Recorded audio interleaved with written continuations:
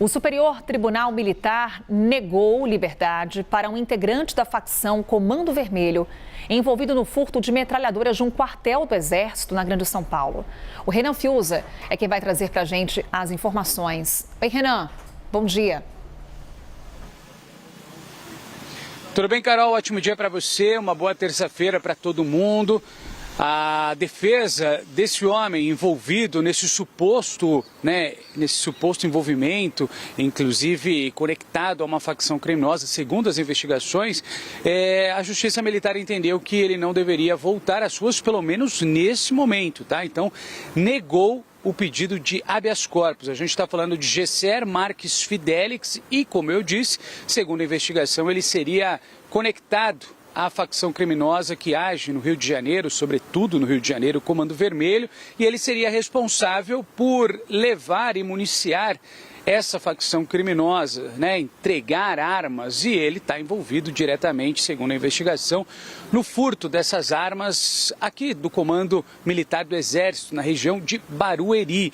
Vamos só lembrar que além dele, além de Fidelix, a gente tem outros 2 militares e pelo menos um civil que, segundo a investigação, também conectados ao Comando Vermelho, eles seguem e permanecem presos. E eles, é claro, vão aguardar, permanecerão presos enquanto o desfecho desse caso não termina, porque a gente tem ainda investigações e situações protocolares da Justiça, averiguando todos esses fatos. Um ponto importante, em abril desse ano, a Justiça Militar já havia negado a soltura de todos os militares. Daí vocês me perguntam, mas tem outras pessoas envolvidas. A gente relembra que esse caso foi bastante emblemático, afinal de contas, tivemos o furto de ao menos 21 armas do Comando Militar do Exército, e a gente está falando de metralhadoras, .50, enfim, e muitas pessoas envolvidas. A gente tem outros supostamente envolvidos de forma indireta, segundo a investigação, que seguem nesse momento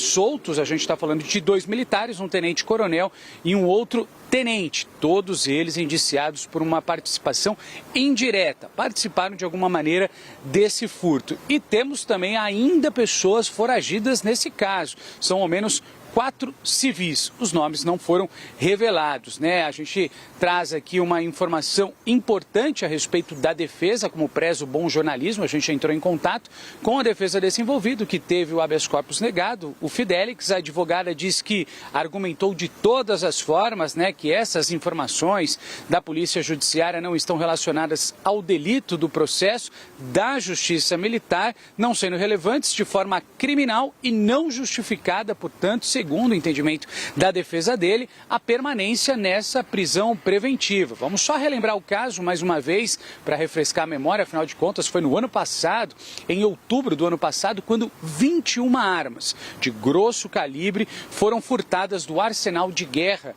isso do Exército aqui na região de Barueri.